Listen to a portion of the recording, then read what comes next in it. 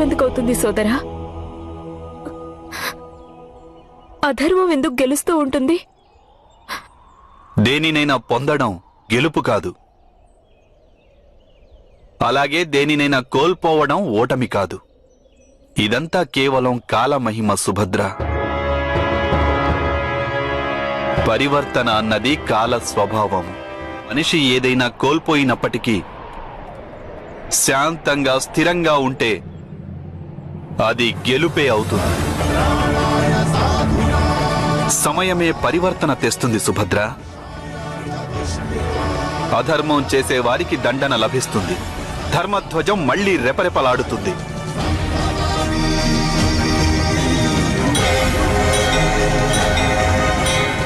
అది పరాజితులైన యోధుల ప్రస్థానం కాదు,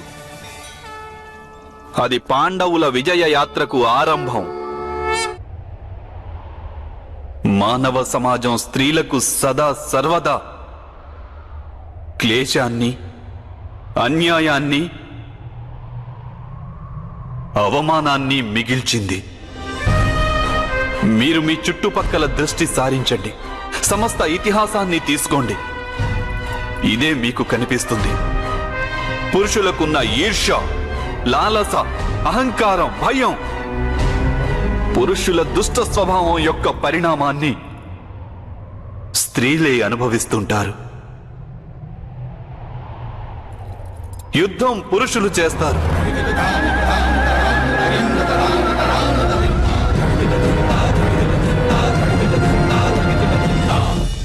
కానీ పరాజితులైన వారి స్త్రీలు మాత్రం బలాత్కారానికి గురి అవుతుంటారు. పురుషుడు మధువు ద్యూతమంటూ తన సంపదను కోల్పోతాడు. స్త్రీకి మిగిలేది ఆకలి దప్పులే. పురుషుల అహంకారం నిద్రలేస్తుంది. అందువల్ల స్త్రీకున్న స్వేచ్ఛా స్వాతంత్రాలకు భంగం ఏర్పడుతుంది.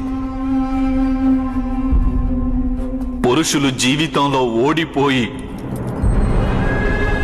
తమ కుటుంబాలకు దూరం అవుతారు.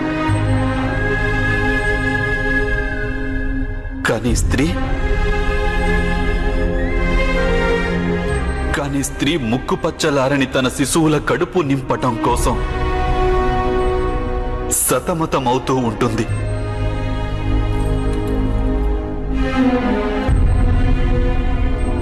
ఈ లోకంలో ఉన్న దుఃఖ కారణాలను గణించండి, స్పష్టంగా తెలిసి వస్తుంది. పురుషులతో పోల్చి చూస్తే స్త్రీలే అధిక దుఃఖాన్ని అనుభవిస్తున్నారు. ఎందుకు ఈ విధమైన సమాజాన్ని నిర్మించుకున్నాం మనం? ఇక్కడ మానవ జాతిలోని సగభాగం రెండవ సగభాగాన్ని నిరంతరం అణిచివేస్తూ ఉంటుంది.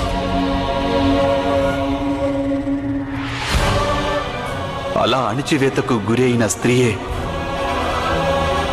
మనిషి యొక్క సమగ్ర భవిష్యత్తుకు జన్మనిస్తుందా? సృష్టినే చూడండి.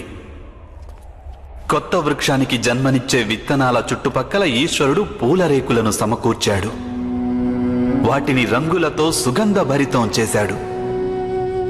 ఎక్కడైతే భవిష్యత్తు జన్మిస్తుందో అక్కడ కేవలం సౌందర్యం, కేవలం సౌఖ్యం, సంతోషం, గౌరవం ఉండడం అవసరం కాదంటారా? కానీ సమాజం స్త్రీలకు దుఃఖం కలిగిస్తూ వారి భవిష్యత్తునంతా దుఃఖపూరితం చేస్తుంది. అవమానం, క్లేశం, బాధ, వీటికి గురైన స్త్రీలెవరైనా ఆరోగ్యంగా సుఖంగా ఉన్న సంతానానికి ఏ విధంగా జన్మను ఇవ్వగలుగుతారు? అంటే ఎప్పుడెప్పుడు స్త్రీలకు అవమానం జరుగుతుందో, ఎక్కడ స్త్రీ క్లేశానికి గురి అవుతుందో, ఎక్కడ స్త్రీ జుట్టు పట్టుకొని ఈడ్చుకొని రాబడుతుందో అప్పుడే అక్కడే ఏదో ఒక రూపంలో యుద్ధం అనేది జన్మిస్తుంది. ఏదో ఒక రూపంలో మహాభారతం ఆరంభమవుతుంది.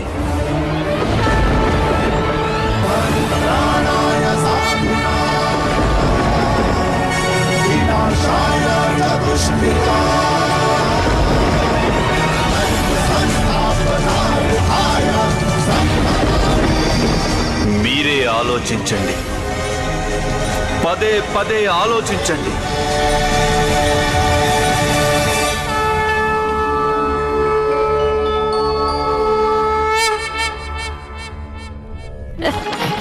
గాలిపటాలు ఎగరేయాలన్న ఆలోచన ఎలా వచ్చింది గోవిందా? మనుష్యులను చూసి. మనిషి మనసు కూడా ఈ గాలిపటంలాగే ఎగురుతూ ఉంటుంది. కోరికలనే గాలిలో. సమయమనే దారం చెయ్యి జారవచ్చు, తెగిపోవచ్చు. కాని మనస్సు కోరికల ఝంఝామారుతంలో తునాతునకలైపోతుంది. వెర్రిబాగులదైపోతుంది. అరే, అప్పుడప్పుడు మనసు ఇంకొకరి కారణంగా కూడా సంయమనాన్ని కోల్పోతుంటుంది.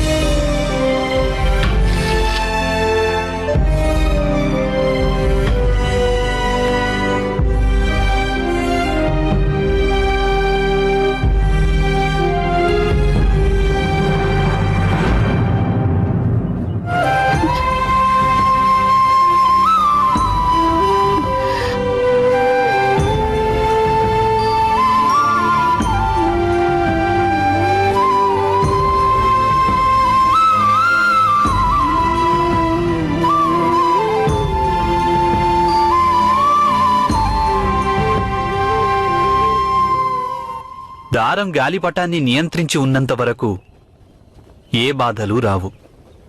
కాని ఎప్పుడైతే గాలిపటం దారాన్ని లాగుతుందో, ఇదిగో ఇలా అరచేతికి గాయమవుతుంది.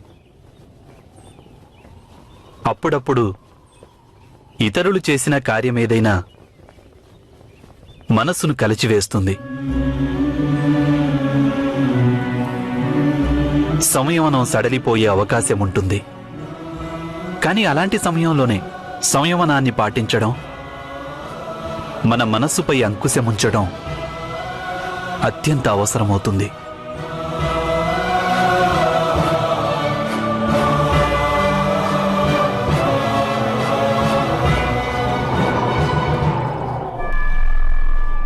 సంయమనం నుండి సడలిన దారాన్ని మళ్లీ గట్టిగా పట్టుకో సఖీ. మనసును జార విడుచుకోకు. మీ అందరి మనసుల్లో నేను నివసిస్తున్నాను. మనసును జార విడుచుకుంటే నీ ఈ గోవిందుడు, ఈ కృష్ణుడు కూడా నీతో ఉన్నాడు. కృష్ణుడు కూడా నీతో ఉన్నాడు. కృష్ణుడు కూడా నీతో ఉన్నాడు. కృష్ణుడు కూడా నీతో ఉన్నాడు. కృష్ణుడు కూడా. పాపము, అపరాధాలనేవి విషవలయాల్లాంటివి యువరాజా. అపరాధిని అపరాధం చెయ్యకుండా నిలువరించకుంటే వాడు నిరవధికంగా అపరాధాలు చేస్తూనే ఉంటాడు. తన ఆత్మకు నిరంతరం దురవస్థ కలిగిస్తూనే ఉంటాడు. చివరకు తనపై తనకే నియంత్రణ అన్నది ఉండదు.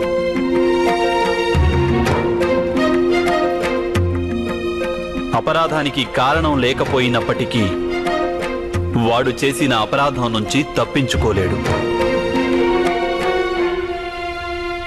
ఏ విధంగానైతే మట్టి తింటున్న బాలుడిని బలవంతంగానైనా సరే మట్టిని తినకుండా ఆపటం ధర్మమో, అదేవిధంగా అపరాధిని కూడా తాను అపరాధం చేయకుండా వారించడం అనివార్యం. అది దండన కాజాలదు యువరాజా, దయ అవుతుంది. ఎందరో మానవులు ఆత్మాభిమానాన్ని తమ జీవితం యొక్క మంత్రంగా మార్చుకుంటారు. జీవితంలోని ప్రతి క్షణాన్ని వారు ఆత్మాభిమానాన్ని పెంపొందించుకోవటంలో గడుపుతారు.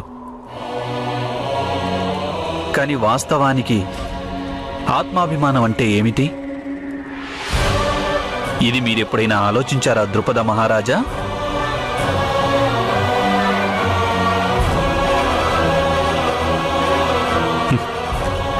లేదు. మీరు ఒకవేళ ఆలోచించి ఉంటే మీకు అర్థమై ఉండేది.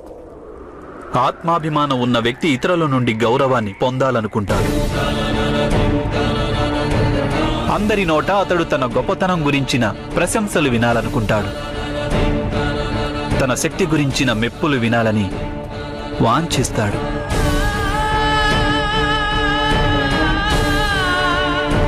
అంటే తన శక్తి గురించిన ప్రమాణం ఇతరుల నుండి కోరుకుంటాడు. అతనికి స్వయంగా తన మీద తనకు ఎలాంటి నమ్మకమూ ఉండదు. భయం ఉంటుంది హృదయంలో. తను దుర్బలుడనని, తనలో వాస్తవానికి ఎలాంటి శక్తి లేదని. అంటే ఎవరి మనసులో భయం ఉంటుందో వారి హృదయంలోనే ఆత్మాభిమానం ఉంటుంది.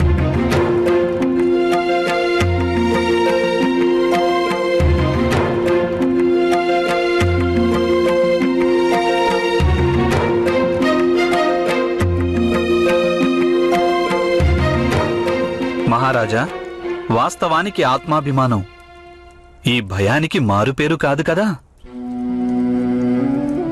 మీరే ఆలోచించండి మహారాజా.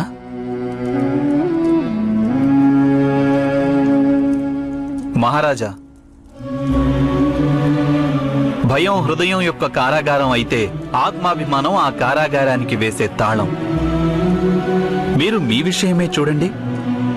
ఆత్మాభిమానంతో బంధింపబడిన వ్యక్తి హృదయంలో ప్రేమ ప్రవేశించజాలదు. ఓ జీవితం అంటే ఏమిటి, అలాగే మృత్యువంటే ఏమిటి?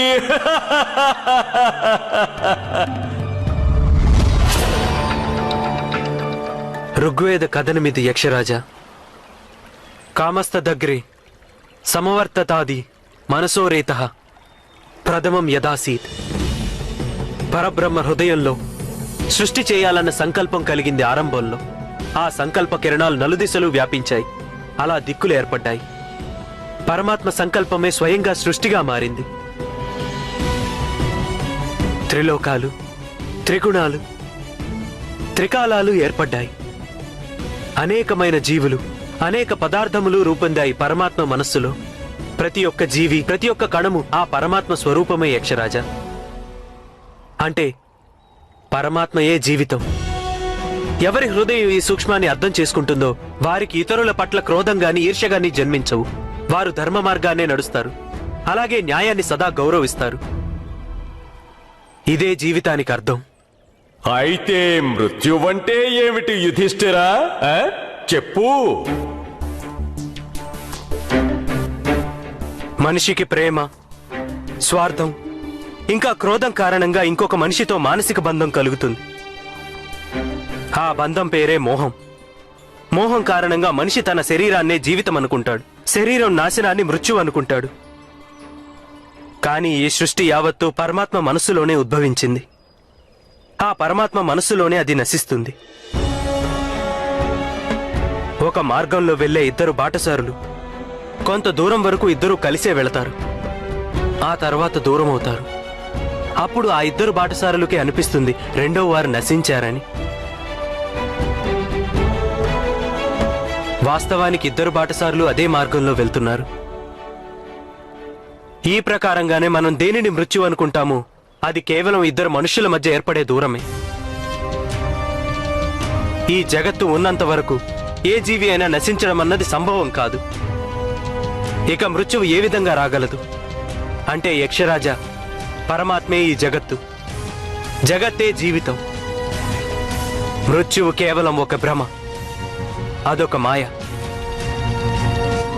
శ్రమ చేయడం వల్ల శక్తి పెరిగింది మాధవా? కాదు పార్థ, సహాయం చేశావు కనుక శక్తి పెరిగింది. ఎవరికైనా సహాయం చేస్తే సదా శక్తి పెరుగుతుంది.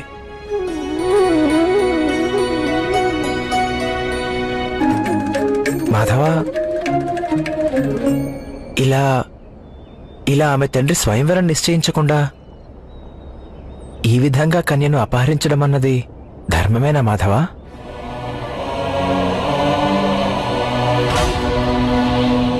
స్వయంవరం నిశ్చయించారో లేక నిశ్చయించలేదు, ఒక స్త్రీ కోరికకు వ్యతిరేకంగా ఆమెను అపహరించడం అన్నది అధర్మమే అవుతుంది పార్థ. వాస్తవానికి ప్రతి ఒక్క ప్రాణికి తన జీవితాన్ని తన ఇష్టానుసారం జీవించే అధికారం ఇచ్చాడు ఈశ్వరుడు.